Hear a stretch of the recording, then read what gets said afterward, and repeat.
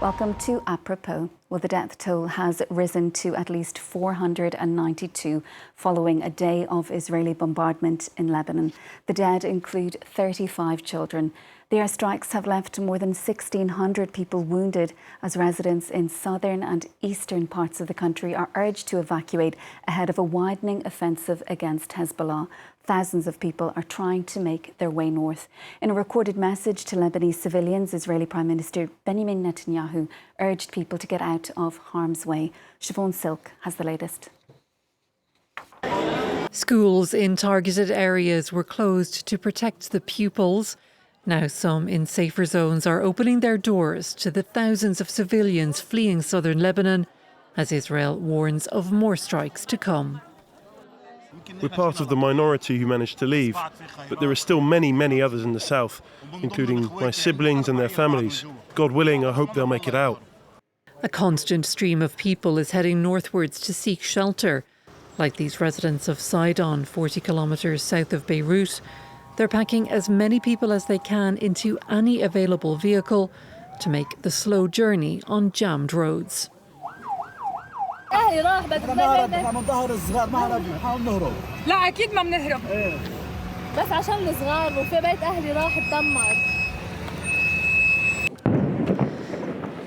fear of an escalating conflict has been brewing for the past year, during which there have been near daily exchanges of fire on the Lebanon-Israel border. But now Hezbollah is aiming rockets further into Israel, while Israeli strikes have hit the Lebanese capital. On Monday alone, Israel hit hundreds of targets across a wide area, the most intense and deadliest day of bombardments yet. With both sides vowing to retaliate against the other's actions, some Lebanese people believe all-out war is inevitable and feel powerless. I say this is the beginning of the war, definitely the beginning of a war. May God guide us. If they want war, what can we do? It was imposed on us, we can't do anything, but we hope for no war. But the government of Lebanon is already calling it a war, an Israeli war of extermination aimed at levelling Lebanese villages and towns. To discuss, we're joined now by Mesrob Kassemdjian, a teaching fellow at the Department of Politics and International Studies at SOAS, University of London. Thank you so much for being with us on the programme this evening. Mesrob, what exactly is Israel trying to achieve by scaling up these attacks on Lebanon? Nearly 500 people dead in one day alone. Well, Israel has said that it is aiming to stop the missiles coming in from southern Lebanon into northern Israel in order to allow them to resettle the Israelis in the north back, who have been forced to leave their home, around about 80,000 to 100,000 people since the beginning of the conflict in Gaza in October. But in order to do so, they are going to need to push Hezbollah back to across the Litani River in Lebanon, which is not going to be easy for them, which might require a land invasion. And if so, it's going to be, they're going to be met with stiff resistance by Hezbollah, which is already deployed in the area. Yeah, because Hezbollah's leader, he's dared Israel to invade southern Lebanon. Will Israel invade, though? Where would that lead? Does it even have the capacity to do so, given the situation in Gaza and also in the West Bank? This is an interesting question. We don't really know. Israel may think that they have the capability to do so. Have they overestimated their capabilities? Only time will tell. Hezbollah seems to think that they have the ability to withstand any Israeli assault, as they have done in 2006. But again, have they misjudged their capabilities vis-a-vis Israel? Only time will tell. But what is for sure is that they will enact a heavy cost for any Israeli soldiers trying to get into Lebanon. Hezbollah is a guerrilla organization. They're a complex sub-state actor with a social wing, a political wing, and a paramilitary wing. But all things together, they are a resistance organization. And they follow a kind of guerrilla warfare style or modus operandi, which means that their units can operate, once they are deployed and in position, can operate independently of one another. They don't necessarily require the same level of logistics and communication that a conventional armed forces would require. On top of that, they have specialized forces, which include sniper units, missile artillery crews, demolition experts, which have all been trained for years and are ready to fulfill their mission if need be. Likewise, Hezbollah would be able to retaliate with missiles deep into Israel. In 2006, they already showed that they could fire missiles far deeper than anybody ever expected into Israel. Now we know that they have the capability to strike at any target in Israel, from the north all the way down to the south, most southern city of Eilat. Likewise, today the missiles have, on top of a greater range, also a greater yield. We're not talking about rockets that can destroy a car. We're talking about missiles which can destroy an entire building. And finally, these are now guided missile systems, which means that not only can they hit any part of Israel, but they can hit strategic targets in Israel, military, but also critical civilian infrastructure, such as roads and airfields and for example, bridges. These kinds of strikes would come as part of a prolonged rocket barrage and potentially drone swarms, which could overwhelm the Israeli Iron Dome system and leave Israel open to some critical hits in its territory. So the conflict will enact a heavy toll not only for Lebanon but also for Israel.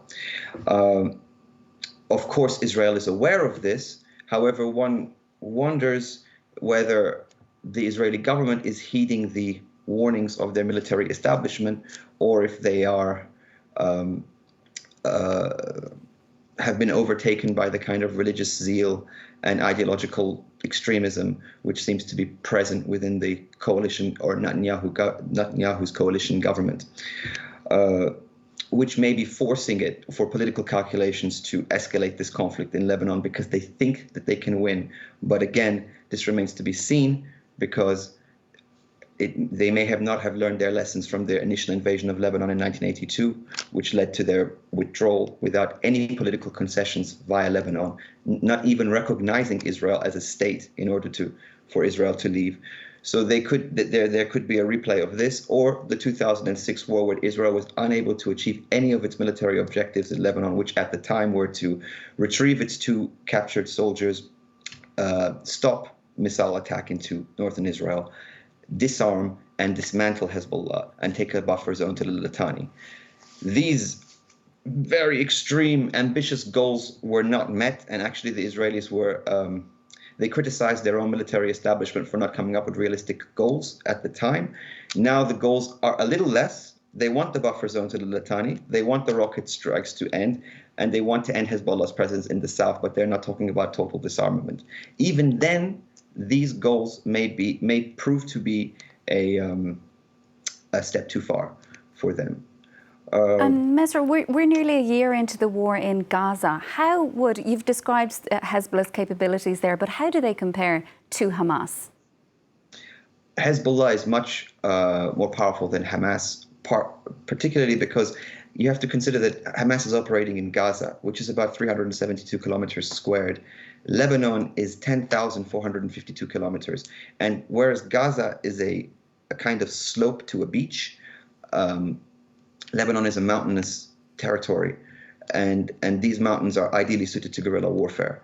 So they're full of tunnels, like in Gaza, but I would imagine even more sophisticated tunnels in Lebanon, and they are far better armed than Hamas, with far greater number of missiles, and I also suspect a higher quality of missiles. So it would be much harder for Israel to even enter Lebanon, let alone to maintain an occupation. Remember, as a guerrilla force, Hezbollah only needs to survive this conflict in order to claim victory. In 2006, they claimed a divine victory for Israel not being able to achieve its goals in Lebanon. These kind of conflicts are not graded by how many people die on either side. Israel always has less casualties than its opponents, but that does not necessarily mean that it has won the war. It's important to realize that groups like Hezbollah, it's not a country, it's a sub-state actor. So it has different interests to countries or different properties to states. As a sub-state actor, its primary goal is to survive. Survival for a sub-state actor is measured by growth, both recruitment, but also material. And in order to achieve said growth, they need to stay politically relevant. They have given themselves the self-designated role as a Islamic resistance organization, which is designed to protect Lebanon, liberate Lebanon, protect Lebanon, and also to support the liberation of Palestine. If Israel attacks Lebanon as it is doing, it gives Hezbollah a chance to retaliate. These retaliations allow it to perform its self-designated role as a resistance organization, which allows for greater mobilization and recruitment, and also for it to extract more financial support from Iran or Tehran. Well, speaking of Tehran, it's accusing Israel of seeking a wider regional war here. The question was put to people in Lebanon in that report we saw a little bit earlier. Is an all-out war at this stage inevitable? Well, I don't know about inevitable, but Iran is right to point out that, Israel is already fighting in Gaza. They are already conducting counter-terrorist or search and destroy operations in the West Bank. If the war with Lebanon escalates, that's already a three-front war. There is the potential for a conflict to also break out on the Golan front, forcing Israel into a four-way war. In the Golan, you could expect to see groups from the range of the axis of resistance, from Iraqi sub-state actors, but also even groups as far off of Afghanistan and Pakistan, which are coming to support in this case, the axis of resistance in the front in the Golan. So there is the chance. And if America gets involved, Iran could get involved, and we would see not just a full-front war in Israel, but a region-wide war of attrition, which could be a very long and protracted war. And that would cost everyone dearly. It would end up to be an existential fight for Israel's existence, actually. And this is something that Netanyahu himself is highlighting. Mesrob, thank you so much for your time on the programme. That's Mesrob Kassemdjian, Teaching Fellow at the Department of Politics and International Studies at SOAS, University of London. Well, that is it from us for now. Up next, it's Eye on Africa.